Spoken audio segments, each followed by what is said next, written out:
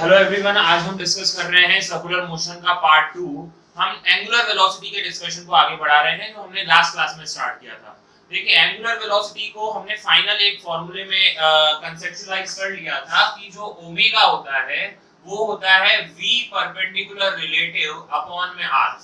ठीक है ना। यहाँ पर जब मैं v परपेंडिकुलर रिलेटिव कह रहा हूँ तो इसका मतलब है कि रिलेटिव वेलोसिटी जो कि r के परपेंडिकुलर हो, है ना। Relative velocity, component of relative velocity which is actually perpendicular to the r। ठीक है ना, इसकी बात हुई थी। ये हमने फाइनल ओमेगा कैलकुलेट किया था। ठीक है, आज क्वेश्चन से स्टार्ट करते हैं। अगेन कल भी अपन क्वेश्चन से डिस्कस कर रहे थे। मान लीजिए कि आपके पास एक रॉड है जो इस तरीके से पड़ी हुई है। ठीक है, you have a rod like this. ठीक है, एक रॉड है जो इस तरीके से यहाँ पर पड़ी हुई है। ये एंड जो है, this end is treated as B end, और ये वाला जो एंड है उसे ए मान लिया जाए। ठीक है, मैं कहता हूँ ए एंड को क्या किया गया है, यहाँ पर 20 मीटर पर सेकंड की रफ्तार दे दी गई। कितनी रफ्तार दे दी गई? 20 मीटर पर second. This length is 10 metre. 10 metre की रॉड है, लैडर है, इस टाइप के क्वेश्चन आते हैं। और मान लीजिए ये वाला जो एंगल है वो 37 डिग्री है। कितना एंगल है? 37 डिग्री।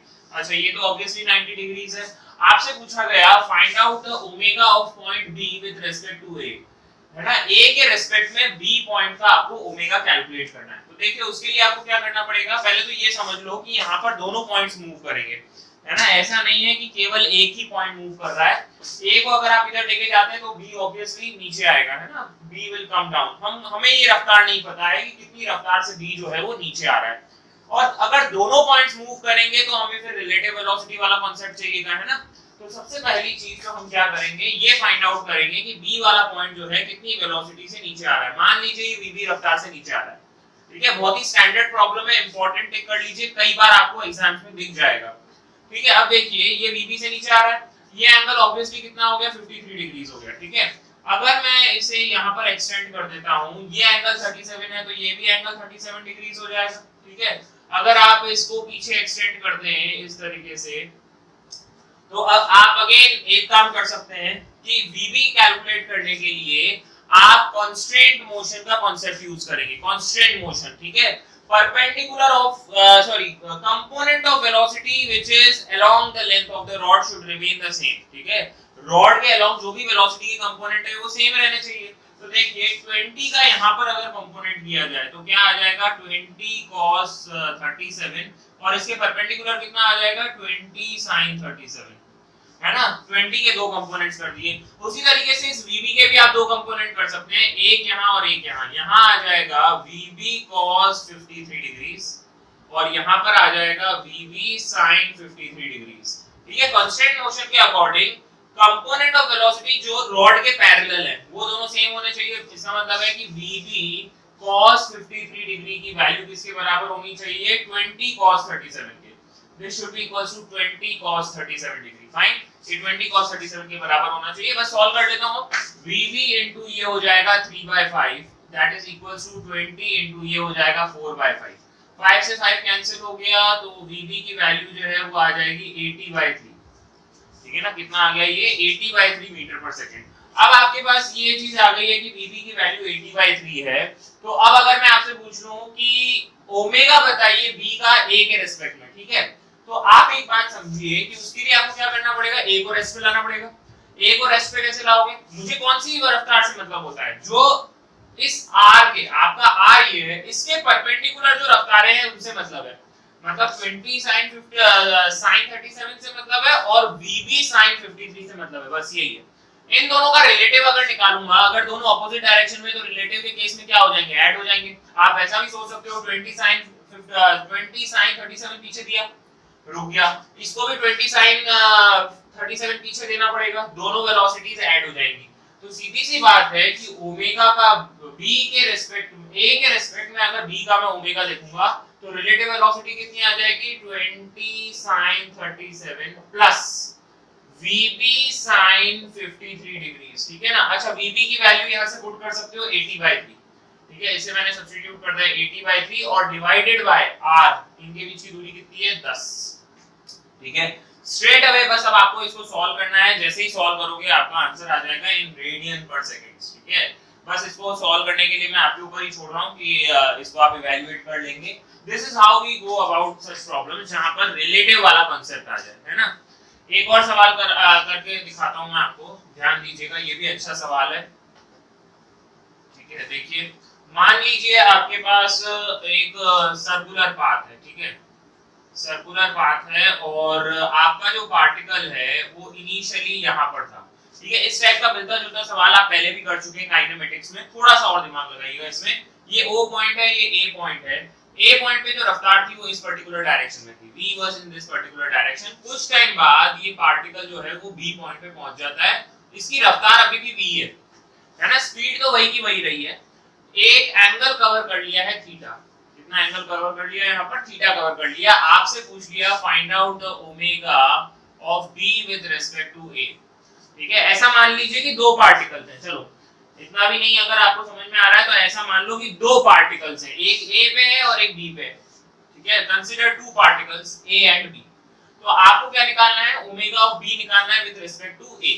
तो कीजिए, चलो कोशिश करो, एक बार कर सकते हो, एक बार खुद से एक बार ट्राई कीजिए कि कैसे आप करेंगे इसे। उसके लिए आपको क्या करना पड़ेगा कि आपको अगर कैलकुलेट करना है तो आपको V परपेंडिकुलर रिलेटिव चाहिएगा। V परपेंडिकुलर रिलेटिव किसके परपेंडिकुलर, R के परपेंडिकुलर।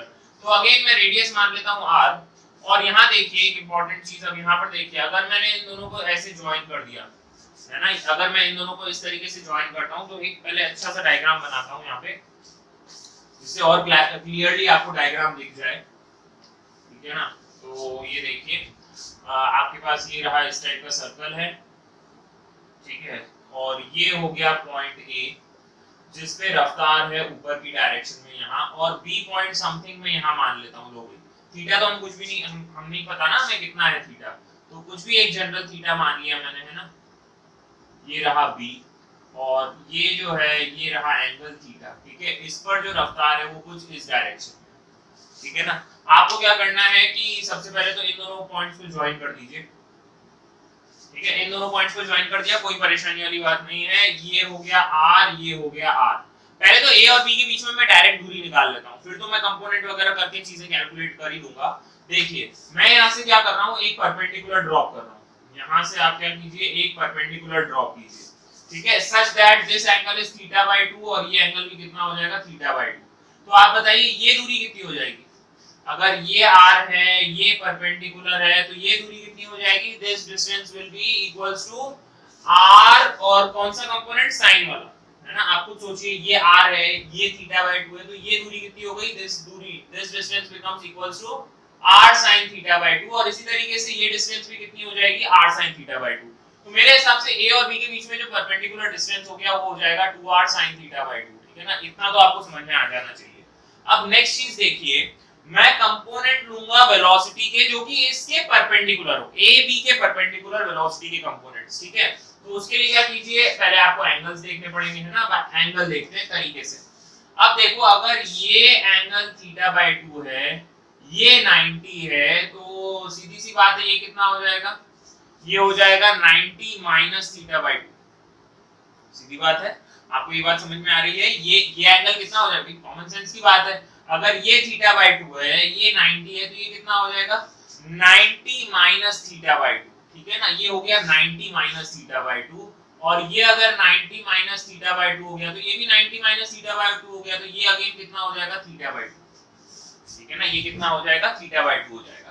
तो अब आप इसको रिजॉल्व कर लीजिए। जैसे ही आप इसे रिजॉल्व करते हैं तो यहाँ पर एक वेलोसिटी, भाई वेलोसिटी ये v आपके पास यहाँ थी ना, तो यहाँ क्या आ जाएगा, v cos θ/2, और इसके परपेंडिकुलर आ जाएगा v sin θ/2। क्या किया मैंने, इस v के दो कंपोनेंट्स किए, एक तो यहाँ आ जाएगा v cos θ/2 और एक इस डायरेक्शन में आ जाएगा v sin θ/2।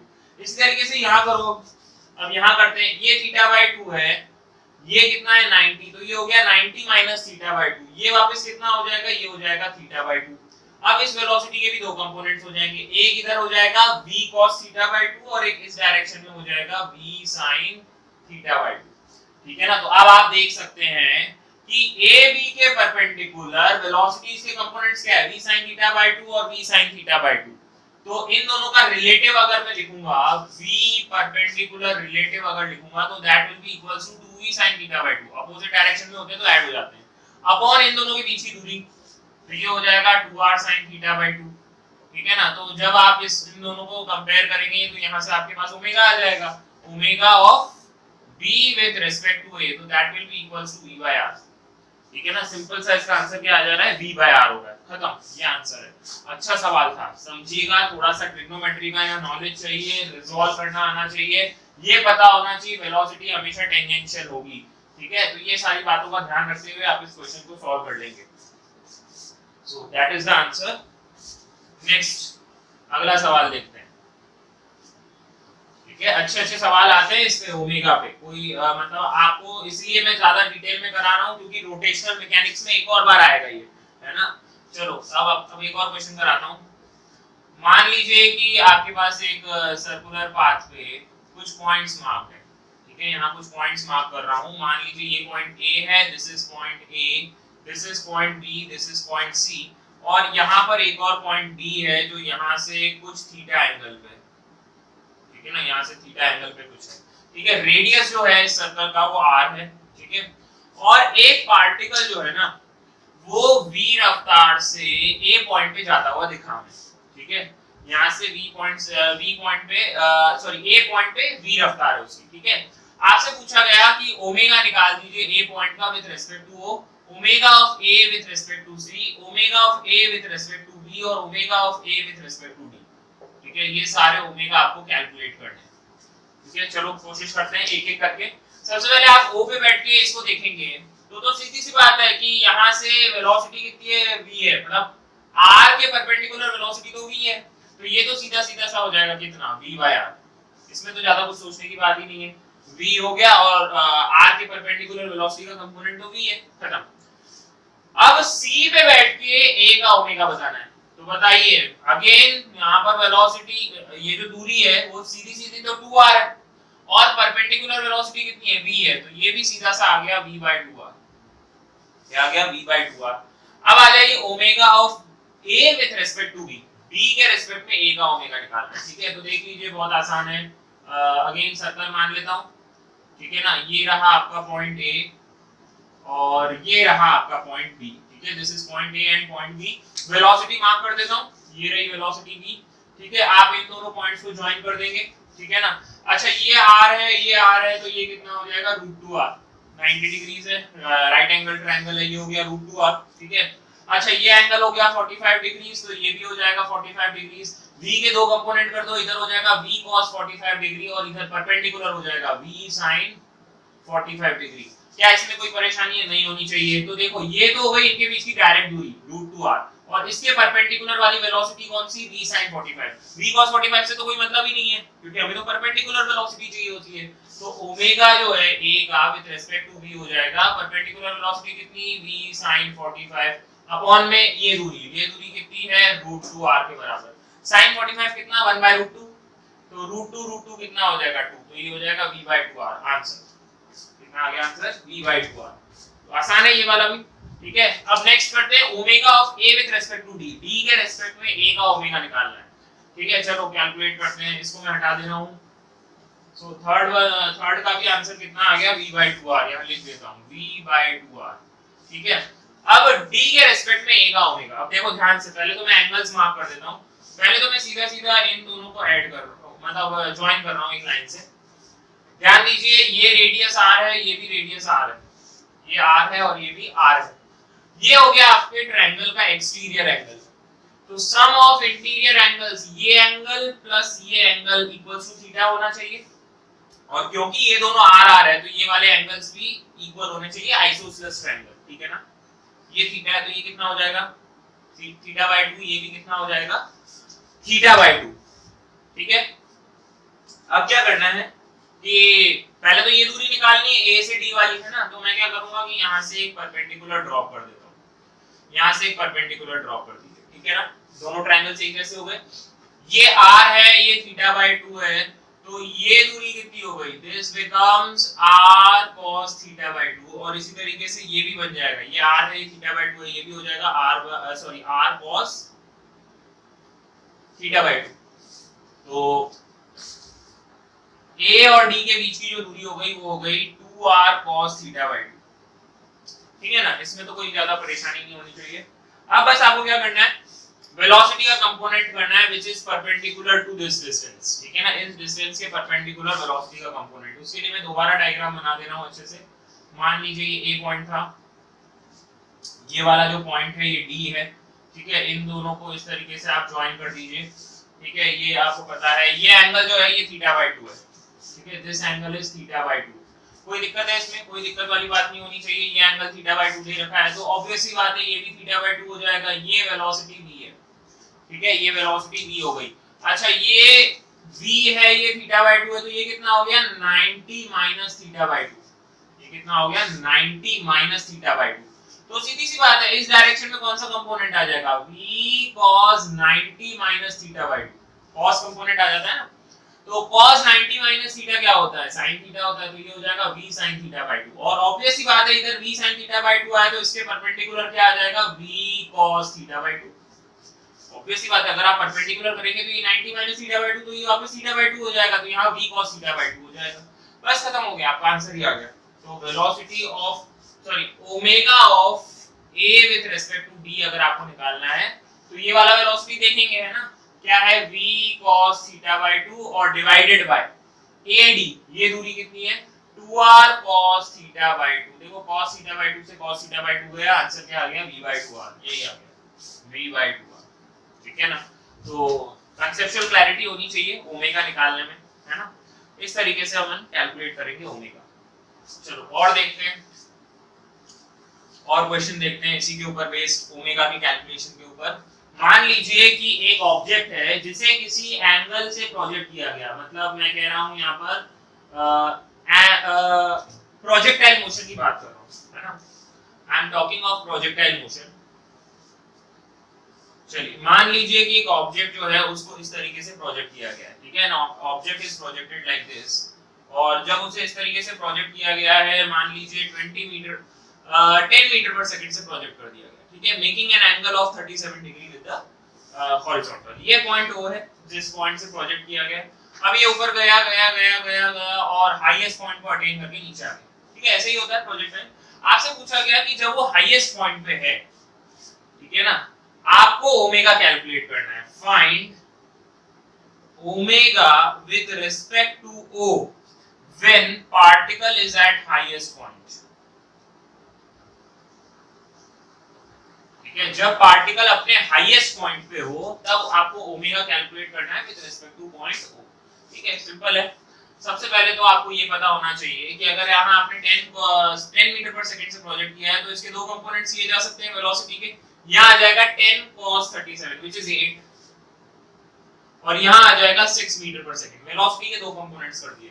हाईएस्ट पॉइंट पे जैसे ही आप पहुंचेंगे तो आपके पास केवल कौन सी रफ्तार हो जाती है, केवल और केवल हॉरिजॉन्टल कंपोनेंट बचेगा। हॉरिजॉन्टल कंपोनेंट मतलब 8 मीटर पर सेकंड। तो हाईएस्ट पॉइंट पे रफ्तार अभी पता चली है, लेकिन आपको क्या चाहिए होता है, यहां से ज्वाइन करके डायरेक्ट दूरी। ये सबसे पहले तो आपको डायरेक्ट दूरी चाहिए भैया। लेट अस से दिस इज पॉइंट A, ठीक है ना, मैंने कह दिया कि ये पॉइंट A के बराबर है और ये चलो ये हो गया इस तरीके से एंगल, ठीक है ना। ऑब्वियस सी बात है कि ये वाला जो एंगल होगा ये 37 है और ये इस तरीके से यहाँ पर हमने इसको प्रोजेक्ट किया है। क्या ये एंगल भी 37 होगा? नहीं होगा, सीधी बात है। ये जो एंगल है ये कैसे निकालूंगा मैं, ये दूरी मुझे पता है, ये होती है h max या कैपिटल H के से रिप्रेजेंट कर सकता हूं मैक्सिमम हाइट, और ये दूरी कितनी होती है, आधी रेंज बाय 2। तो एक्चुअली जो ये थीटा होगा ना बच्चों, वो ये वाला थीटा होगा, और ये थीटा किसके बराबर है, tan थीटा बराबर h/r/2 के बराबर है। ये वाला थीटा है, ये ट्रायंगल में ये वाला थीटा है, यहाँ का थीटा है ये, ठीक है ना, समझ में आना चाहिए।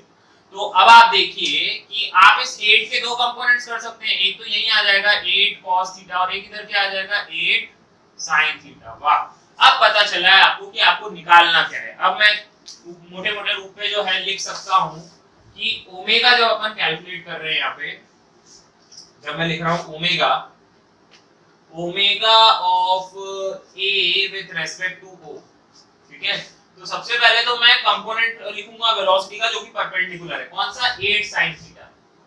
8 sin थीटा लिखूंगा और अपॉन में क्या लिखूंगा, O और A के बीच की दूरी।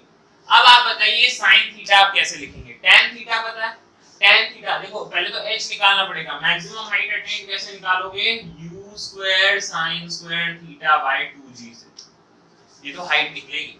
रेंज बटा 2 कैसे निकलेगा, r बाय 2 हो जाएगा u square sin 2 theta by g और आप 2 से डिवाइड कर देंगे, ये हो जाएगा रेंज बाय 2, ये दोनों चीजें आ जाएंगी। अब आप इसको यहाँ पर रखिएगा, थीटा कैलकुलेट कीजिएगा। अच्छा ये वाला जो थीटा है ना, ये कुछ और है, यहाँ पर तो ये थीटा 37 डिग्री वाला है, तो मैं एक काम करता हूँ कि इसे कह देता हूँ थीटा डैश, इसे थीटा डैश कह दो ताकि कंफ्यूजन मिट जाए, tan थीटा डैश, ये sin थीटा डैश होगा, है ना। और ये वाला थीटा कौन सा है, ये वाला थीटा तो 37 डिग्री है, ठीक है ना, जो यहाँ लिखा है मैंने, ठीक है ना, कोई दिक्कत टेंशन वाली बात नहीं है, बिल्कुल अच्छे से समझिए इसको।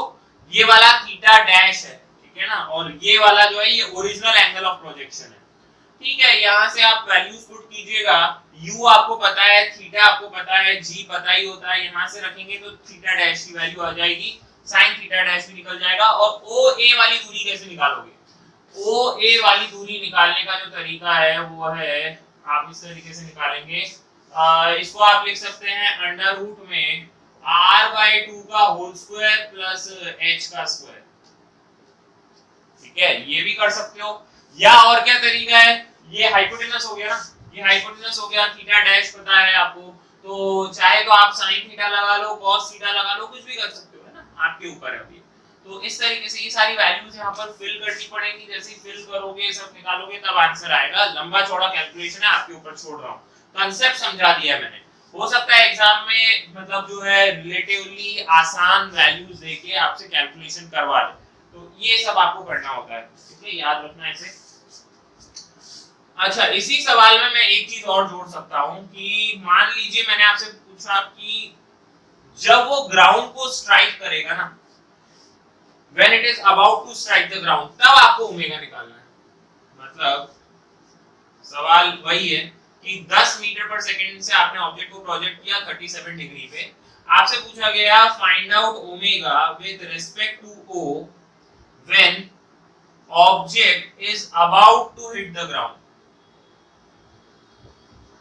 बस ग्राउंड को हिट करने ही वाला है तब आपको ओमेगा कैलकुलेट करना है। इसका मतलब है बस आपने यहाँ से प्रोजेक्ट कर दिया, ये ऐसे जाएगा और यहाँ जाके स्ट्राइक करेगा, ठीक है ना। आपको एक कॉमन सेंस जो नॉलेज है आपको याद होना चाहिए, ये तो हो गया आपका 8, ये हो गया 6, है ना, जिससे अपन प्रोजेक्ट करते हैं, देयर इज अ सिमेट्री, है ना, ये इस मिड पॉइंट के अबाउट सारी सिमेट्री होती है, ठीक है। सपोज यहाँ तक जाने में जितना टाइम लगता है वही यहाँ से नीचे आने में उतना ही टाइम लगता है, जो रफ्तार यहाँ होगी वही रफ्तार यहाँ होगी। अब जो रफ्तार यहाँ से प्रोजेक्शन के टाइम पे थी वही आते हुए भी होगी। मतलब ये है कि इस पॉइंट पे क्या होगा, 8 इधर होगी और 6 रफ्तार इधर होगी, ठीक है ना। बस यूं इस तरीके की सिमेट्री है, 8 तो 8 हमेशा ही कांस्टेंट ही रहेगा और जिससे ऊपर प्रोजेक्ट किया था उसी से ही वो लैंड भी करेगा। आपको पता होगा कि आपने सिमेट्री के कांसेप्ट पढ़ा होगा काइनेमेटिक्स में, ठीक है ना। तो बस अब आपको पता है कि ओमेगा विद रिस्पेक्ट टू वो निकालना है। आपको कौन सी रफ्तार से मतलब है, आपको इस 6 वाली से मतलब है, 8 वाली से कोई मतलब नहीं है, क्योंकि ये हो गया आपका r और ये हो गई उसकी परपेंडिकुलर रफ्तार। तो मेरी जो यहाँ पर सीधा सा ओमेगा आ जाएगा ना with respect two point O, वो तो निकालने के लिए बहुत ही सिंपल सा कांसेप्ट है, परपेंडिकुलर वेलोसिटी हो गई 6 और अपॉन में लिखूंगा रेंज। अच्छा रेंज निकाल सकते हैं क्या, बिल्कुल निकाल सकते हैं। रेंज कैसे निकालिएगा, range निकालिएगा 2ux uy by g, तो ये हो गया into 8 into 6 by 10, ठीक है। सारी वैल्यूज यहाँ पुट कर दीजिए, आंसर आ जाएगा, this will be equal to 6 upon 2 into 8 into 6 by 10, ठीक है। तो देखो क्या हो जाएगा, 6 से 6 कैंसिल हो गया, 1 जा 5 जा, so this becomes 5 by 8 radian पर सेकंड, आंसर हो गया, ठीक है। आसान सवाल है, तो आपको पता होना चाहिए कि कैलकुलेशन कैसे कैसे होगी, क्या क्या करते हैं, ठीक है ना। ओमेगा निकालने का कॉन्सेप्ट बिल्कुल क्लियर होना चाहिए दिमाग में, ठीक है। एक छोटा सा और सवाल है बढ़िया सा, जो बहुत बार पूछा जाएगा, डिटेल में तब आता है, इस टाइप का सवाल डिटेल में तब आएगा जब हम सिंपल हार्मोनिक मोशन वाला चैप्टर पढ़ेंगे, लास्ट में आएगा, एसएचएम की बात होगी, ठीक है। इस टाइप का एक क्वेश्चन वहां पर भी आएगा, लेकिन अभी के लिए देख लीजिए, आप समझ सकते हैं इस चीज को। मान लीजिए कि आपके पास 2 सर्कुलर पाथ्स हैं, ठीक है, you have 2 circular paths, 2 particle हैं A और B, ठीक है। इसका A का जो टाइम पीरियड ऑफ रेवोल्यूशन है वो t1 है और इसका जो टाइम पीरियड ऑफ रेवोल्यूशन है वो t2 है। ठीक है, दोनों एक कॉमन सेंटर कोसेंट्रिक ऑर्बिट्स है। ऐसा मान लो ये दो सैटेलाइट्स ही है, ऑब्जेक्ट छोड़ो, ये तो मान लो सैटेलाइट्स है, ठीक है, जो इस तरीके से रिवॉल्व कर रही हैं। इसका time period of revolution t1 है, इसका time period of revolution t2 है। आपसे ये पूछ लिया गया कि बताइए कितने टाइम बाद ये वापस सेम लाइन में एक दूसरे को पास करेंगे, मतलब दोनों वापस से सेम फेज में हो जाएंगे, ये शब्द यूज होता है। बट अभी के लिए आपसे ये पूछा गया कि ये दोनों वापस से सेम एक ही जगह पे कैसे, मतलब कितने टाइम बाद आएंगे।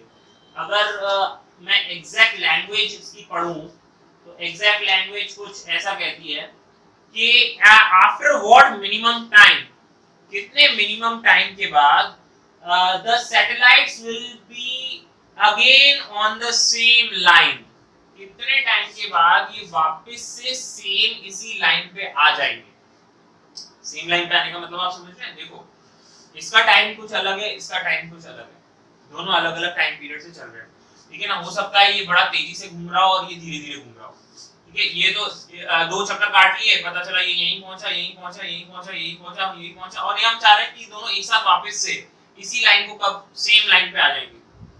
समझ गए ना, सवाल समझे आप, नहीं समझे फिर से समझाता हूं। देखो मान लो कि ये बड़ा तेजी से चलता है, ठीक है, ये 10 चक्कर काट लेता है, उतने में ये एक या दो ही काट पाता है।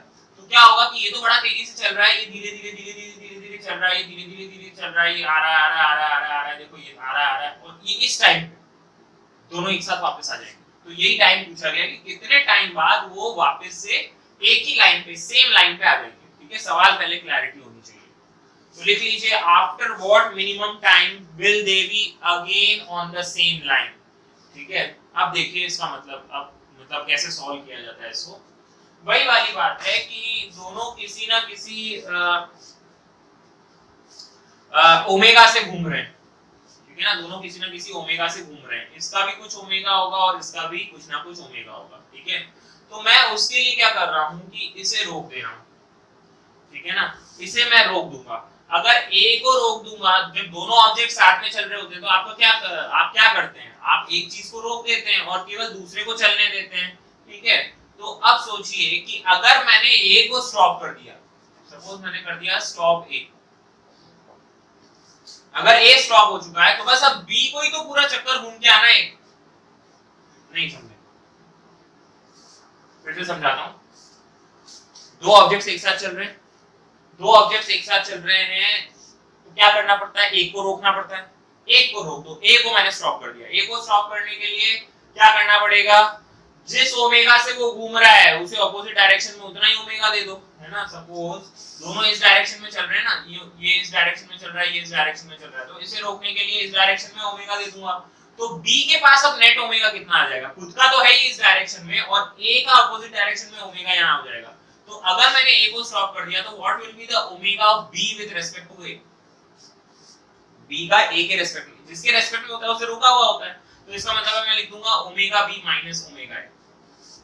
अब ये इतने ओमेगा से घूमेगा, अब मैं क्या चाहता हूं, ए तो यहीं का यहीं रुका हुआ है, ए तो रुक चुका है, अब बी को कितना एंगल चल के आना पड़ेगा कि ये वापस ए को क्रॉस कर जाए, तो इसे पूरा एक चक्कर चल के आना पड़ेगा, मतलब इसको कितना थीटा ट्रेस करना है, 2 पाई करना है, कितना एंगल ट्रेस करके आना है, पूरा एक गोला मतलब 2 पाई का क्रॉस करके आना है। और आप जानते हैं कि अगर इसे मैंने कह दिया ये डिस्प्लेसमेंट है, तो डिस्प्लेसमेंट बराबर क्या होता है, डिस्प्लेसमेंट बराबर वेलोसिटी मल्टीप्लाइड बाय टाइम। तो यहाँ पर angular velocity multiplied by time कर देंगे, तो कितने टाइम बाद वो मिलेंगे, theta upon omega of B with respect to A. इसका मतलब अरे वही चीज हम वहां पे भी करते थे, तो अपन वहां पर भी तो ऐसे ही करते थे कि चल भाई ये 5 मीटर पर सेकंड से चल रहा है, ये चल रहा है 7 मीटर पर सेकंड से, है ना। कितने टाइम बाद, जैसे सपोज अगर मैंने कह दिया कि ये जो है ये 5 मीटर पर सेकंड से कुछ आगे था, तो ये कितने टाइम बाद मिल जाएंगे, हम क्या करते थे, इसको रोक देते थे, इसको भी उतनी रफ्तार दे देते थे, फिर हम देखते थे ये दूरी कितनी देर में ट्रैवल होगी। वही कांसेप्ट यहाँ पर भी है, ठीक है ना। अपन ने ए को रोक दिया, अब बी को ही पूरा चल के आना है, तो बी का ओमेगा कुछ कम हो गया ए के रिस्पेक्ट में, तो अब मुझे जो टाइम पीरियड मिल जाएगा वो कितना मिल जाएगा, theta is 2 pi upon omega B, इसको क्या लिखूंगा, omega B minus omega A. अच्छा ओमेगा बी को क्या लिख सकते हो, ओमेगा बी को लिखोगे 2 पाई बाय टी, t2 दिया था ना यहाँ पे, t2 अपॉन यहाँ क्या लिखूंगा 2 पाई बाय t1, ठीक है, बस आपको एलसीएम लेके सॉल्व करना है। तो ये कितना हो जाएगा, 2 पाई 2 पाई 2 पाई सब कैंसिल हो जाएगा, यहाँ हो जाएगा t1 t2 upon t1 minus t2। ठीक है ना, इस तरीके से आप कैलकुलेट करेंगे तो आपके पास वो टाइम आ जाएगा जिस टाइम पे ये दोनों मीट कर जाएंगे। सिंपल क्वेश्चन, इस टाइप के क्वेश्चन आ सकते हैं कभी भी। ठीक है, तो ध्यान दीजिएगा। चलिए अब अपन बहुत ही अच्छे टॉपिक की तरफ मूव कर रहे हैं, जहां पर अब हम एक्सेलरेशन की डिटेल्ड चर्चा करेंगे। नेक्स्ट हेडिंग डालिएगा dynamics of circular motion.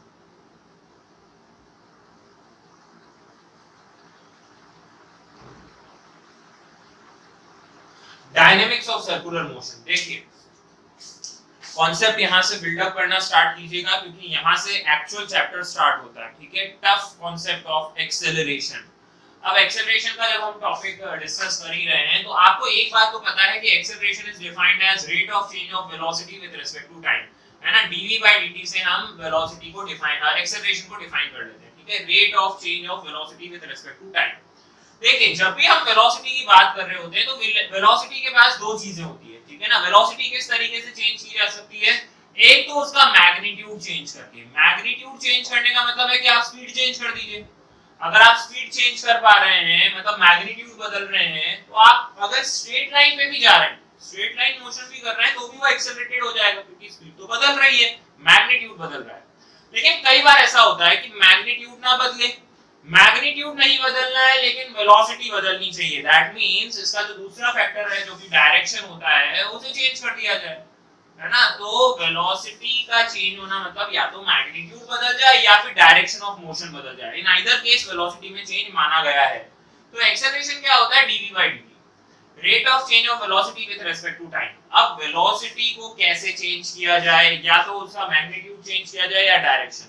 Circular motion में दोनों हो सकता है, सर्कुलर मोशन में दोनों चीजें पॉसिबल है कि पार्टिकल जो है वो सर्कल में जब वो घूम रहा है तो उसकी स्पीड जो है वो हर पॉइंट पे बदल रही हो सकता है स्पीड अप हो रहा हो ऑब्जेक्ट या फिर स्पीड डाउन हो रहा हो, तो मैग्नीट्यूड बदला जा सकता है। और एक इंपॉर्टेंट बात जो है, सबसे इंपॉर्टेंट जो याद रखनी है, क्योंकि पार्टिकल एक सर्कल में घूम रहा है तो हर इंस्टेंट पे उसकी वेलोसिटी का जो डायरेक्शन है वो बदल रहा होगा, है ना। वेलोसिटी वेक्टर हमेशा टेंजेंशियली एक्ट करेगा, tangential to the circle act करेगा। तो आप हर पॉइंट पे देखेंगे तो वेलोसिटी की डायरेक्शन जो है वो कुछ अलग होती है ना। वेलोसिटी की direction is different at every point. ठीक है, तो जब अगर वो डिफरेंट होती है हर पॉइंट पे तो इसका मतलब है कि डायरेक्शन बदल रही है, और डायरेक्शन बदल रही है, वेलोसिटी बदल रही है, मतलब एक्सेलरेशन तो होगा ही होगा। तो दैट मींस एक सर्कुलर मोशन जो होता है उसमें एक्सेलरेशन तो होगा ही होगा, चाहे आप मैग्नीट्यूड को फिर भी सेम रख दें। मैं तो कह रहा हूं हर पॉइंट पे स्पीड एक जैसी है, स्पीड नहीं बदल रही लेकिन डायरेक्शन तो बदल ही रही है, और डायरेक्शन बदल रही है तो वेलोसिटी में चेंज है, और वेलोसिटी में चेंज है तो इसका मतलब एक्सेलरेशन तो आ ही आ रहा है। So that means acceleration is required in circular motion.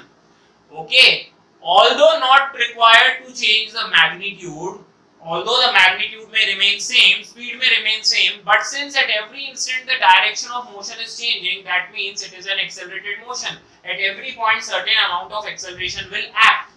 अब इस acceleration का मैं expression derive करना चाहूंगा, ठीक है। और जब मैं एक्सप्रेशन डिराइव कर रहा हूं तो अब मैं यहां पर कुछ assumptions लूंगा, कुछ वेरिएबल्स ले रहा हूं, assumptions नहीं वेरिएबल्स ले रहा हूं जो जिन्हें मैं सबसे पहले ढंग से डिफाइन कर देता हूं। ठीक है ना, देखिए सबसे पहले तो आप मान लीजिए कि पार्टिकल जो है वो सर्कल में चल रहा है। ठीक है ना, आप मान लीजिए कि आपका पार्टिकल किसी भी पॉइंट P पर यहां पर था। इस सर्कल का जो रेडियस है वो r है।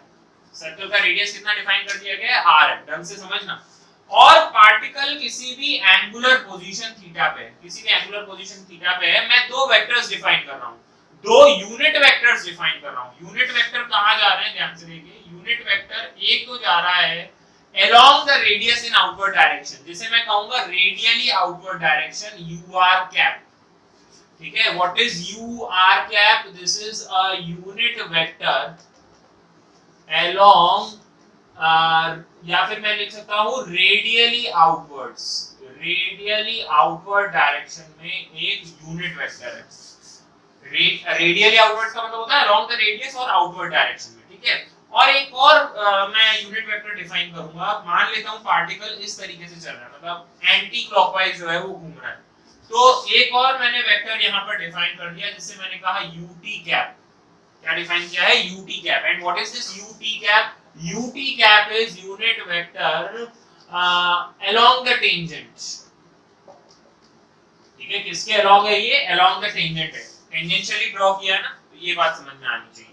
अब मैं यूनिट वेक्टर लिखने की कोशिश कर रहा हूं, तो यूनिट वेक्टर का मैग्नीट्यूड होना चाहिए 1 और ये केवल डायरेक्शन को रिप्रेजेंट करना चाहिए। ठीक है ना, तो यहाँ पर मैं क्या कर रहा हूँ, यहाँ ध्यान दीजिएगा बिल्कुल अच्छे से। ये एंगल थीटा है तो ये वाला एंगल भी थीटा हो गया, करेस्पॉन्डिंग एंगल्स। ठीक है ना, तो मैं ur कैप को ऐसे लिख सकता हूँ। ध्यान दीजिएगा, ur कैप को क्या लिखा जा सकता है? इधर कौन सा कंपोनेंट आएगा? cos वाला, और ऊपर कौन सा कंपोनेंट आएगा? sin वाला। तो मुझे लिखना चाहिए cos थीटा i कैप में और sin थीटा j कैप में।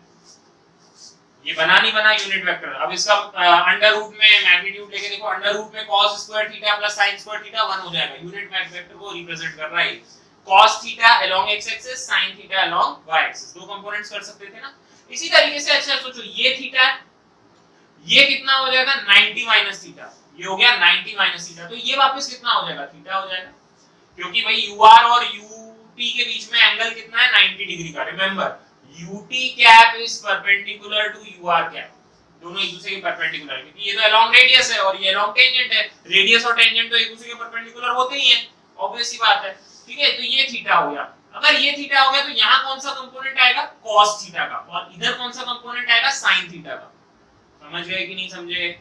यहाँ cos कंपोनेंट आ जाएगा ऊपर, जिस एक्सिस के साथ एंगल बनता है वहां cos कंपोनेंट ही तो होता है, तो यहाँ बनेगा cos कंपोनेंट, यहाँ बनेगा sin कंपोनेंट। तो ut कैप को आप कैसे लिखेंगे? ut कैप को आप लिखेंगे, ध्यान दीजिएगा, ut कैप को मैं लिखूंगा sin थीटा तो है माइनस के i कैप में, देखो भाई sin theta minus i cap में मिलेगा, और cos थीटा j कैप में मिलेगा, प्लस का cos थीटा आप लेंगे j कैप में। क्या इतना समझ में आया है? ये माइनस i कैप ना लिख के मैं यहाँ i कैप और यहाँ माइनस लगा दूं तो भी एक ही बात है। ठीक है, अब ये दोनों एक दूसरे के परपेंडिकुलर है, तुम वेरीफाई कर सकते हो। दोनों का डॉट प्रोडक्ट लो, डॉट प्रोडक्ट लोगे तो कितना आएगा? देखो, minus sin theta cos theta plus sin theta cos theta 0, perpendicular है इसलिए डॉट प्रोडक्ट 0 आना चाहिए था। मतलब मैंने बिल्कुल सही यूनिट वेक्टर्स डिफाइन कर दिए। ठीक है, अब मैं P पॉइंट पे पार्टिकल की पोजीशन लिखना चाह रहा हूं, तो मैं पोजीशन वेक्टर लिख रहा हूं। क्या लिख रहा हूं मैं? Position vector. आपको ध्यान ही है, बताने की जरूरत नहीं है। अगर ये वाली दूरी r है, ठीक है, तो इसका x कंपोनेंट कितना हो गया? r cos थीटा, और y कंपोनेंट कितना हो गया? r sin theta. तो P पॉइंट के कोऑर्डिनेट्स क्या हो गए? r cos theta, r sin theta. बैठी बात नहीं बैठी, बैठ जानी चाहिए। अगर सोच के देखो ना बच्चों, बहुत आसान चीज बता रहा हूँ, कोई टफ नहीं है। मान लीजिए ये थीटा है, तो इस पॉइंट के कोऑर्डिनेट्स क्या होंगे? ये दूरी तो हो गई r cos थीटा और ये दूरी हो गई r sin थीटा, तो इसके कोऑर्डिनेट्स क्या हो जाएंगे? r cos theta, r sin theta.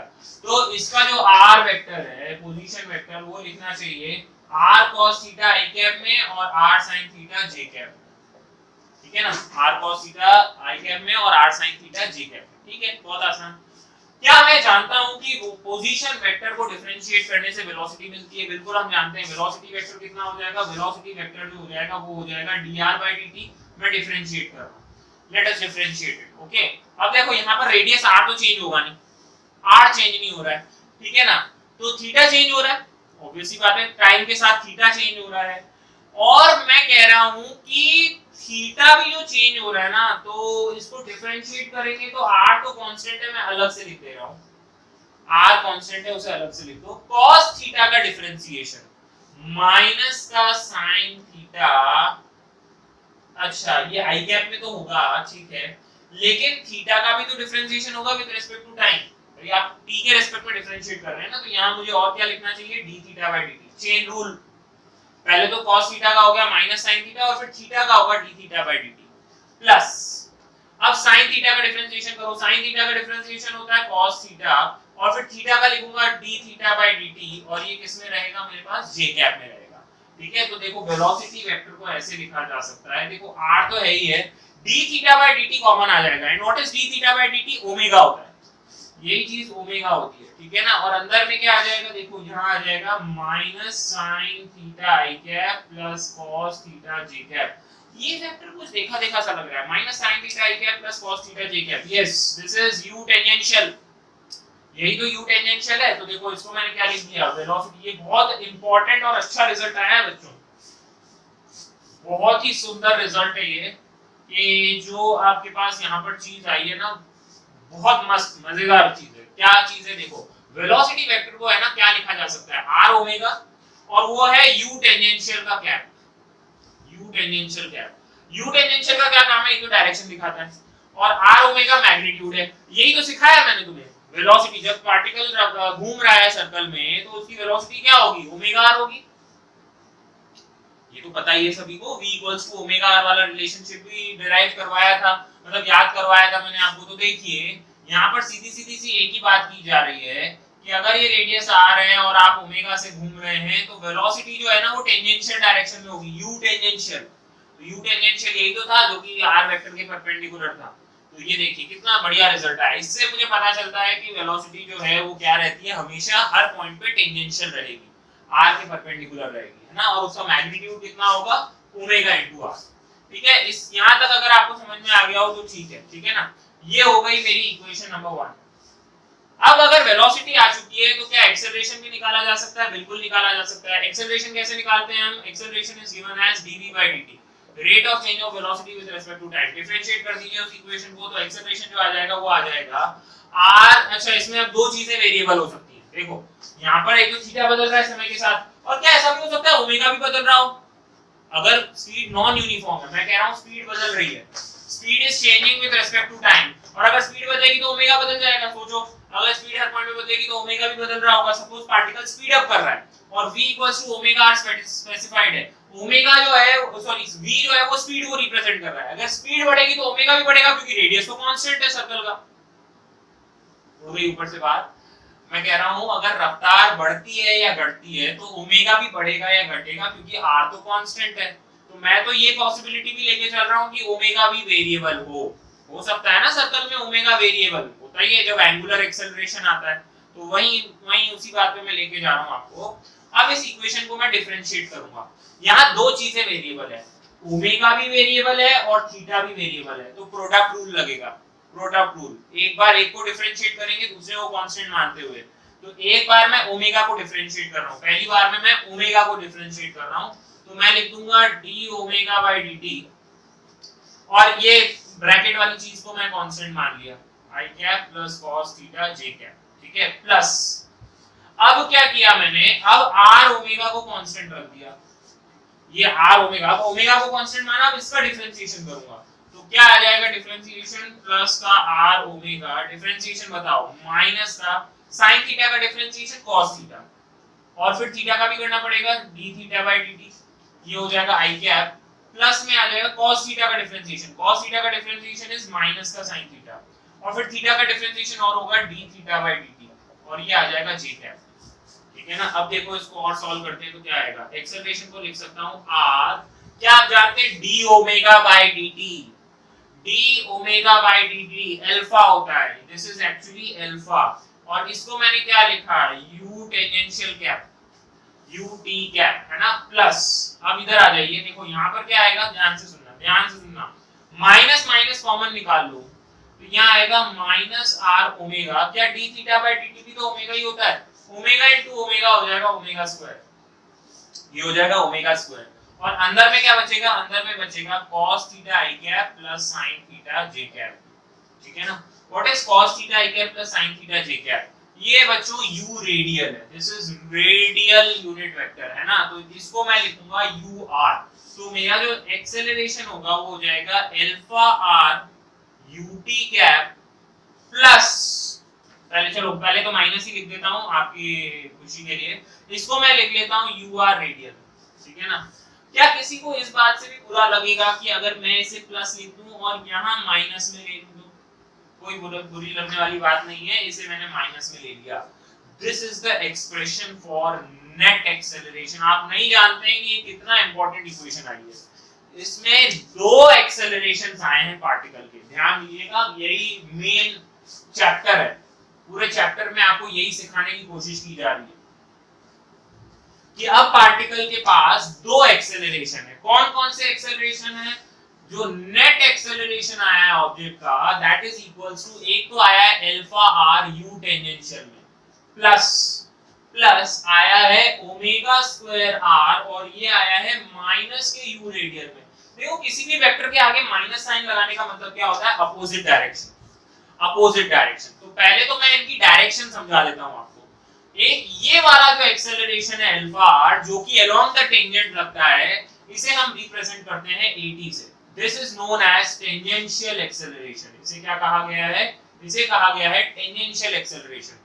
और ये जो दूसरा है जो अलोंग द रेडियस लगेगा, इसे कहा जाता है रेडियल एक्सेलरेशन। क्या कहा जाता है, रेडियल, रेडियल और टेंजेंशियल, जिसे मैं रिप्रेजेंट करूंगा AR से। ठीक है, तो दो एक्सेलरेशंस आ गए हमारे पास सर्कुलर मोशन में। एक होता है टेंजेंशियल एक्सेलरेशन जो टेंजेंट के अलोंग लगता है, और दूसरा होता है रेडियल एक्सेलरेशन जो रेडियस के अलोंग लगता है। डायरेक्शन दोनों की समझें, ये तो अलोंग टेंजेंट लगेगा, इसमें कोई दिक्कत वाली बात नहीं। इसकी डायरेक्शन बहुत ध्यान से देखिए। मैंने UR क्या डिफाइन किया था, पहले तो मैं वापस चला जाता हूं। मैंने UR क्या डिफाइन किया था, मैंने UR को इस तरीके से डिफाइन किया था कि पॉइंट P है और ये रेडियली आउटवर्ड वाला UR है, जो रेडियली आउटवर्ड जा रहा था। लेकिन यहाँ माइनस का UR है, माइनस मतलब क्या, अपोजिट डायरेक्शन। तो एक्चुअली ये जो ओमेगा स्क्वायर r वाला एक्सेलरेशन है, ये UR के अपोजिट डायरेक्शन में लग रहा है। That means towards the centre. अब तो अलोंग द रेडियस रहा है, शब्दों पे ध्यान दें, अलोंग द रेडियस लगेगा, बट कहां लगेगा, टुवर्ड्स द सेंटर। ये हमेशा सेंटर की तरफ लगने वाला एक्सेलरेशन होगा ओमेगा स्क्वायर r, जिसे हम रेडियल एक्सेलरेशन के नाम से जानेंगे। तो दो टाइप के एक्सेलरेशन डिफाइन हो गए, एक होता है टेंजेंशियल और दूसरा होता है रेडियल। तो these are the two main accelerations in any circular motion। एक है A tangential, तो A tangential AT, और दूसरा है A radial AR।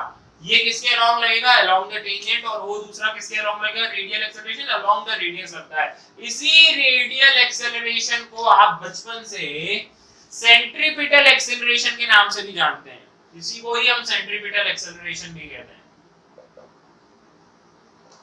This is also centripetal acceleration, है ना। और ये देखो ओमेगा स्क्वायर r इसका मैग्नीट्यूड होता है। लोग ओमेगा को v by r लिखते हैं, तो v by r का स्क्वायर मल्टीप्लाइड बाय r, ये क्या हो गया, v स्क्वायर बाय r। अब याद आ रहा है, अगर मास से मल्टीप्लाई कर दूं तो इसे ही सेंट्रीपिटल फोर्स भी कहेंगे, जो कि सेंटर की तरफ लगेगा, है ना, जो पार्टिकल को सर्कल में घुमाने की कोशिश करता है। तो ये दो एक्सेलरेशन होते हैं बच्चों, बहुत अच्छे से याद रखें आप। तो सबसे पहले अब मैं इनके बारे में थोड़ी सी डिटेल्ड चर्चा करना चाहूंगा, और फिर अपन न्यूमेरिकल्स की तरफ जाएंगे।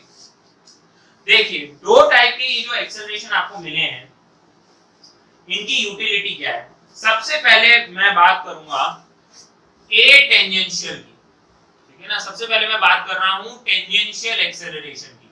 अच्छा, टेंजेंशियल एक्सेलरेशन लिखिएगा, it always acts along the tangent.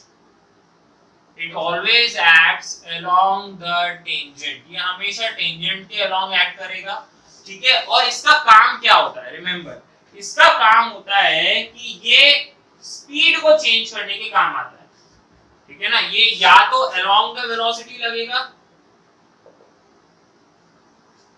या फिर अपोजिट टू वेलोसिटी लगेगा। इन दोनों में से किसी एक चीज में ये लगेगा। और इसका काम क्या होता है, it's role is to change the speed of object. ये ऑब्जेक्ट की स्पीड को चेंज करने के काम आता है, इसका काम यही है ना। ये ऑब्जेक्ट की स्पीड को चेंज करेगा। अगर टेंजेंशियल एक्सेलरेशन ना हो तो ऑब्जेक्ट की स्पीड चेंज नहीं होगी, ये याद रखें। ऑब्जेक्ट की स्पीड को चेंज करने का काम कौन करता है, वो A टेंजेंशियल करता है। वो कैसे करता है, देखिए, मान लीजिए कि पार्टिकल की वेलोसिटी एक इंस्टेंट पे इस डायरेक्शन में आपने देखी। अगर A टेंजेंशियल भी इसी डायरेक्शन में लग जाए, A टेंजेंशियल किसके बराबर होता है, अल्फा r के बराबर होता है ना। It is, remember this, alpha r। अगर A टेंजेंशियल इसी डायरेक्शन में है तो पार्टिकल की स्पीड जो है वो बढ़ जाएगी। अगर वेलोसिटी और A टेंजेंशियल एक ही डायरेक्शन में हो तो रफ्तार जो है वो बढ़ जाएगी। और अगर वेलोसिटी इस डायरेक्शन में है और A टेंजेंशियल आपका अपोजिट डायरेक्शन में लग जाए, तो ये क्या करेगा, पार्टिकल की स्पीड को घटाने की कोशिश करेगा। The speed of the particle will decrease. Speed घटेगी और इसमें क्या होगी, इसमें स्पीड बढ़ती है और इसमें स्पीड घटती है। वेरी इंपॉर्टेंट, ठीक है। हो सकता है कि किसी भी सर्कुलर मोशन में ये A टेंजेंशियल ना हो, तब भी हमारी ये चीज पॉसिबल होती है। सर्कुलर मोशन तो तब भी हो सकता है, ठीक है ना, विदाउट ए टेंजेंशियल। ऐसा जरूरी नहीं है कि पार्टिकल के पास दोनों एक्सेलरेशन हर टाइम पे हो ही हो, ठीक है ना। तो अगर मैं कहता हूं कि ए टेंजेंशियल 0 है, ए टेंजेंशियल 0 होने का मतलब क्या है, अल्फा आर की वैल्यू 0 है, मतलब अल्फा 0 है। अल्फा 0 होने का मतलब d ओमेगा बाय dt 0 है, ओमेगा चेंज नहीं हो रहा है। इसका मतलब है आपका ओमेगा जो है वो क्या है, कांस्टेंट है, और ओमेगा कांस्टेंट है मतलब स्पीड भी कांस्टेंट है। तो विदाउट ए टेंजेंशियल भी आपका सर्कुलर मोशन पॉसिबल होता है, हो सकता है। जब पार्टिकल यूनिफॉर्म स्पीड के साथ सर्कल में घूम रहा हो, उसे ही हम यूनिफॉर्म सर्कुलर मोशन कहते हैं। क्या कहते हैं, यूनिफॉर्म सर्कुलर मोशन। जब पार्टिकल एक कांस्टेंट रफ्तार के साथ, एक कांस्टेंट स्पीड के साथ, कांस्टेंट ओमेगा के साथ, क्या मुझे कहना चाहिए कि हर इंस्टेंट पे वेलोसिटी कांस्टेंट है? शब्द अब यहां पर है ना बहुत टिपिकल हो जाएंगे। देखिए यहां v कांस्टेंट होने का मतलब क्या है, ये मैं स्पीड लिख रहा हूं यहां पे, याद रहे this is your speed, speed is constant. क्या वेलोसिटी कांस्टेंट है? नहीं, वेलोसिटी में डायरेक्शन है, और हर इंस्टेंट पे वेलोसिटी की डायरेक्शन तो बदल रही है। देखो यहां पर वेलोसिटी ऐसे होगी, यहां पर वेलोसिटी ऐसे होगी, यहां पर वेलोसिटी ऐसे होगी। वेलोसिटी कांस्टेंट नहीं है, स्पीड कांस्टेंट है। एंगुलर वेलोसिटी कांस्टेंट है, ओमेगा कांस्टेंट है, ठीक है ना। तो ये आपको दिमाग में बैठ जानी चाहिए बात, अच्छे से ध्यान से। ए टेंजेंशियल का काम क्या होता है, ये ऑब्जेक्ट की स्पीड को बढ़ाने का या घटाने का काम करेगा। सिंपल सी बात है। इसका मतलब है मुझे ऐसा कहना चाहिए, वेलोसिटी का मैग्नीट्यूड ही तो स्पीड होता है। समझ में आया? वेलोसिटी v वेक्टर का मैग्नीट्यूड ही तो स्पीड होता है। इसी को ही प्यार से v लिख देते हैं, अगर ये ऊपर का एरो और ये मॉड्यूलस हटा दे तो एक ही बात है ना। लेकिन ये मैं बता रहा हूं, ये इसलिए बताना जरूरी है क्योंकि मल्टीपल चॉइस क्वेश्चंस ऐसे ही बनते हैं। वेलोसिटी का एक मॉड्यूलस मतलब सॉरी हां मॉड्यूलस मतलब स्पीड हो गया। तो इसी स्पीड का रेट ऑफ चेंज, ये क्या रिप्रेजेंट कर रहा है, rate of change of speed. ये क्या है, this is actually your A tangential. यही ए टेंजेंशियल का मैग्नीट्यूड है। What is the magnitude of A tangential? Rate of change of speed of the object, ठीक है ना। क्या dv by dt A tangential होगा? नो, वो आपका नेट एक्सेलरेशन होता है। अगर मैं आपसे पूछूं कि ये dv by dt क्या है, dv by dt क्या है, ये चीज क्या थी, this thing is actually speed, और ये क्या है, rate of change of velocity. आपने ये आपका a नेट होता है, ये नेट एक्सेलरेशन है, और नेट एक्सेलरेशन किसके बराबर है, नेट एक्सेलरेशन के दो कंपोनेंट्स होते हैं, एक तो a रेडियल होता है और एक a टेंजेंशियल। ये दोनों कंपोनेंट्स होते हैं a नेट के। अभी आपने निकाला था, आपने क्या किया था, पहले पोजीशन वेक्टर निकाला, फिर उससे वेलोसिटी निकाली और वेलोसिटी को डिफरेंशिएट किया था, तभी तो एक्सेलरेशन आया था जो कि नेट था। तो रिमेंबर dv by dt आपको क्या देता है, a नेट। अच्छा, अगर v का मॉड ले लूं, v का मॉड ले लूं तो ये स्पीड है, rate of change of speed is actually a tangential. Remember, बहुत अच्छे से याद रखना आप इसे, ठीक है। और सेकंड अब हमारा जो होता है that is your radial acceleration, जिसे सेंट्रीपिटल एक्सेलरेशन के नाम से भी जाना जाता है, बट मैं इसे रेडियल ही कहता हूं। I like the word radial and tangential, clarity रहती है इससे, है ना। तो second word is radial acceleration. Radial acceleration जो है वो उसे हम AR से रिप्रेजेंट करेंगे, और इसके लिए लिखिए it always acts towards the centre, it always acts towards the center along the radius।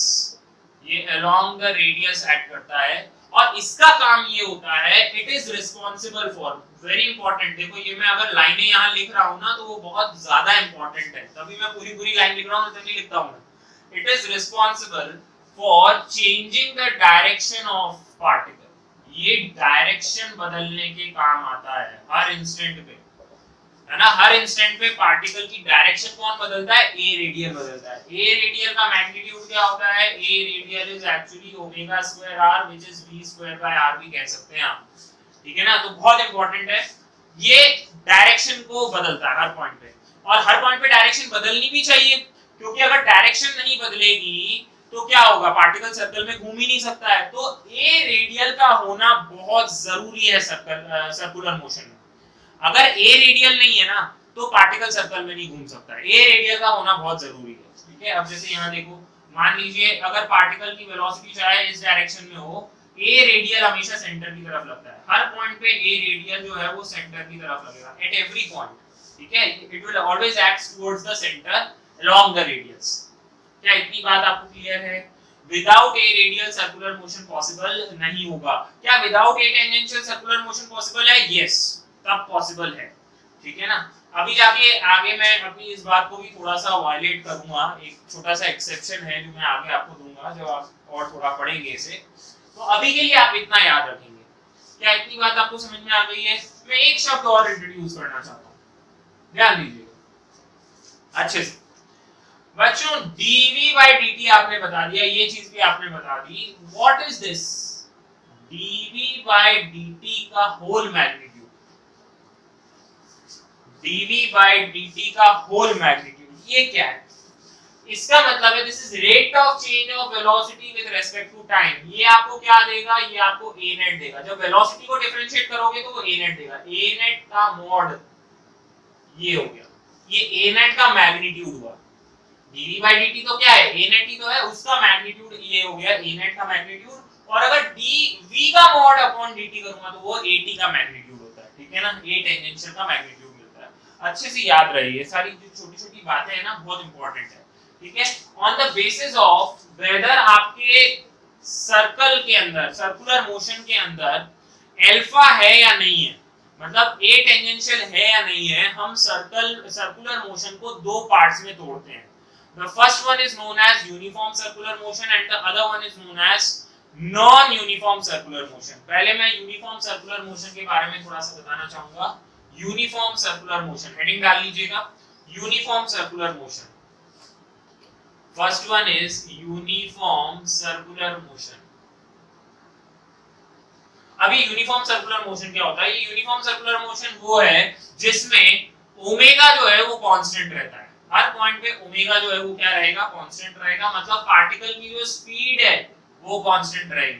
क्या वेलोसिटी कांस्टेंट है? No, velocity is not constant. क्यों वेलोसिटी कांस्टेंट नहीं है? हर पॉइंट पे डायरेक्शन बदल रही है भाई, हर पॉइंट पे डायरेक्शन बदल रही है तो वेलोसिटी कैसे कांस्टेंट हो सकती है? स्पीड कांस्टेंट है। देखो हर चीज बता दूंगा मैं, अब ये आपके ऊपर है कि कितना आप समझ के ग्रास्प करके रखते हैं, याद करके रखते हैं और एग्जाम में उसे यूटिलाइज कर पाते हैं, ये आपके ऊपर है, ठीक है। वेलोसिटी जो है वो कांस्टेंट रहेगी। अच्छा, what about A radial? A radial हो गया ओमेगा स्क्वायर आर। क्या ए रेडियल कांस्टेंट रहेगा? Yes, this is a constant term. क्या ए रेडियल का वेक्टर कांस्टेंट है? इसमें और इसमें क्या अंतर है? ये केवल मैग्नीट्यूड है और ये क्या है? डायरेक्शन के साथ। क्या ए रेडियल अपनी डायरेक्शन बदल रहा है हर पॉइंट पे? यस, बदल रहा है। देखिए it always act towards the centre और डायरेक्शन तो बदल रही है ना। अब यूं मत कहना कि सर कहां बदल रही है। अरे ऑब्वियसली बात है, पार्टिकल यहां है तो ए रेडियल कहां है? माइनस आई कैप में। यहां पर है तो कहां है ए रेडियल? माइनस के जे कैप में। बदली ना डायरेक्शन तो ए रेडियल की डायरेक्शन बदल गई तो a radial is not constant. Vector wise constant नहीं है, ए रेडियल का मैग्नीट्यूड कांस्टेंट है। मतलब मैं ऐसा भी तो कह सकता हूं ए रेडियल का मैग्नीट्यूड कांस्टेंट है, सही बात है।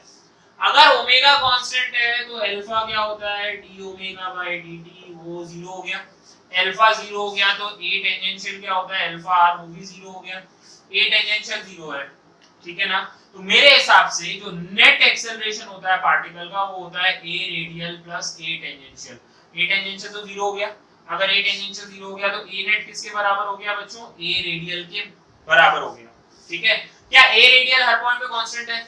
नहीं है, a radial is not constant. But क्या ए रेडियल का मैग्नीट्यूड कांस्टेंट है? यस। तो मुझे यहाँ पर लिखना चाहिए कि यहाँ पर जो ए नेट है आपका वो ए रेडियल की तो बराबर है, मैग्नीट्यूड वाइज कांस्टेंट है और ये मैग्नीट्यूड वाइज तो कांस्टेंट हो गया। मतलब जिस डायरेक्शन में ए रेडियल होगा वही ए नेट है। नेट एक्सेलरेशन ही उतना है उसमें क्योंकि ए टेंजेंशियल तो लग ही नहीं रहा है, ठीक है ना। तो ए नेट is not constant अगर वेक्टर वाइज बात करूं क्योंकि डायरेक्शन बदल रही है, but magnitude wise it is a constant term, ठीक है ना। ये बात आपको समझ में आनी चाहिए। अगर मैं यहाँ पर वही सारी छोटी छोटी बातें दोबारा आपसे पूछ लूं तो मेरे हिसाब से आप बता पाएंगे मुझे। बताइए यूनिफॉर्म सर्कुलर मोशन में क्या dv का मैग्नीट्यूड अपॉन dt कांस्टेंट है? ये कितना होगा ये बता दो मुझे। dv by dt ये है स्पीड, स्पीड का डिफरेंशिएशन करोगे ये 0 आएगा, क्योंकि यही चीज क्या होती है, ए टेंजेंशियल होती है, ठीक है ना। भाई स्पीड तो बदल ही नहीं रही, आपने खुद ही कह दिया था स्पीड कांस्टेंट है। क्या dv/dt 0 है? क्या ये मैंने सही लिखा है यहाँ पे? dv/dt rate of change of velocity with respect to time is what? This is actually a net, और ये a net के बराबर है, ये नॉन जीरो है भाई, ये तो नॉन जीरो है, और यही किसके बराबर है, a रेडियल के बराबर भी है, ठीक है ना, समझ में आ जानी चाहिए बात। और अगर मैं पूछूं dv/dt किसके बराबर है, ये a net के मैग्नीट्यूड के बराबर है, और यही a रेडियल के मैग्नीट्यूड के बराबर है, और a रेडियल का मैग्नीट्यूड किसके बराबर है, ओमेगा स्क्वायर r के बराबर, ठीक है। तुम्हें ये सब बातें पता होनी चाहिए, ठीक है ना, नोट कर लीजिए इसे। फिर मैं चलता हूं अब नॉन यूनिफॉर्म सर्कुलर मोशन की तरफ। अब अपन बात करते हैं non uniform circular motion. Non uniform circular motion वो है जहां पर स्पीड या ओमेगा जो है वो कांस्टेंट नहीं रहता, वो बदलता रहता है। Speed is not constant, omega is not constant, okay. तो नेक्स्ट लिखिएगा नॉन यूनिफॉर्म सर्कुलर मोशन। जो अदर टाइप का मोशन है that is non uniform circular motion. अब नॉन यूनिफॉर्म सर्कुलर मोशन में क्या होता है कि स्पीड इज नॉट कांस्टेंट, ठीक है, स्पीड इज वेरिएबल, स्पीड जो है वो वेरिएबल होती है, ठीक है। और अगर स्पीड वेरिएबल है इसका मतलब है कि ओमेगा इज नॉट कांस्टेंट, ठीक है, ओमेगा कांस्टेंट नहीं है, और अल्फा आएगा, alpha is non zero, alpha is non zero because alpha is what, D omega by dt।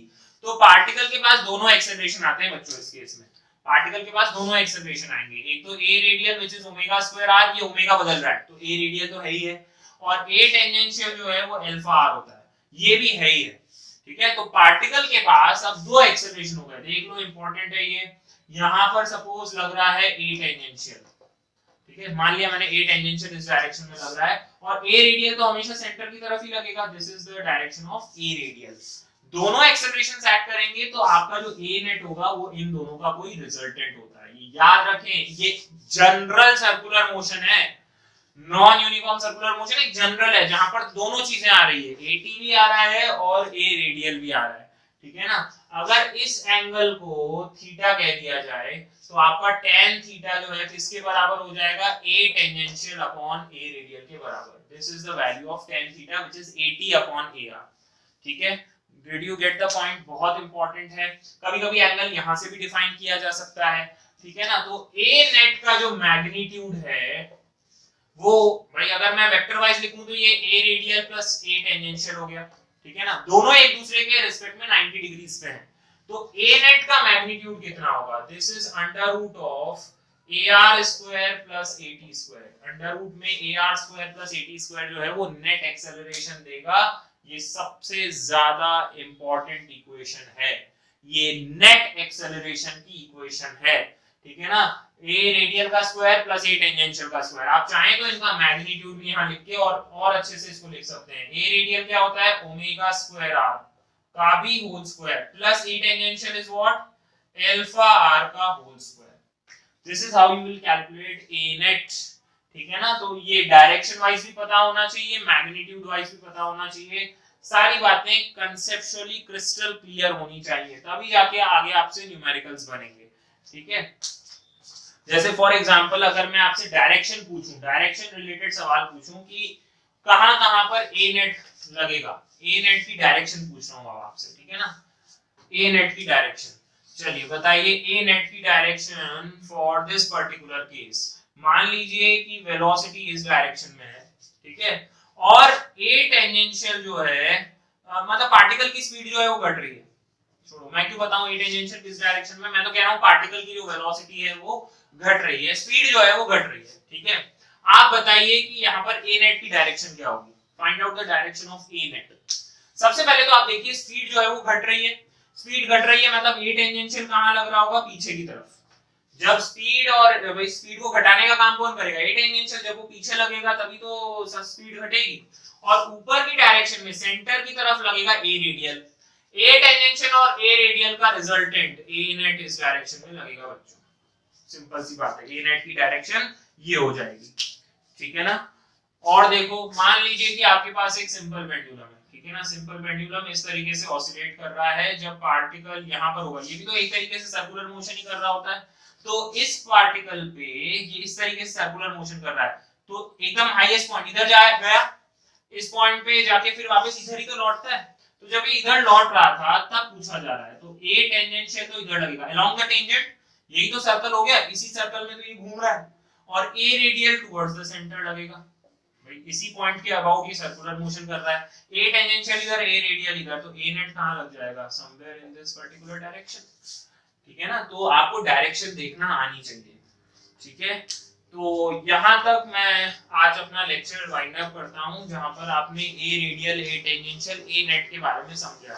Next lecture में अपन केवल और केवल न्यूमेरिकल्स डिस्कस कर रहे होंगे, छोटे मोटे से कॉन्सेप्ट्स और आएंगे, बट अब इन जनरल जो है थ्योरी वाइज हमारा ये चैप्टर इतना ही है, ये जितना अच्छे से आप थ्योरी कंप्लीट करेंगे आपको न्यूमेरिकल्स और ज्यादा अच्छे से समझ में आएंगे। Okay, thank you very much.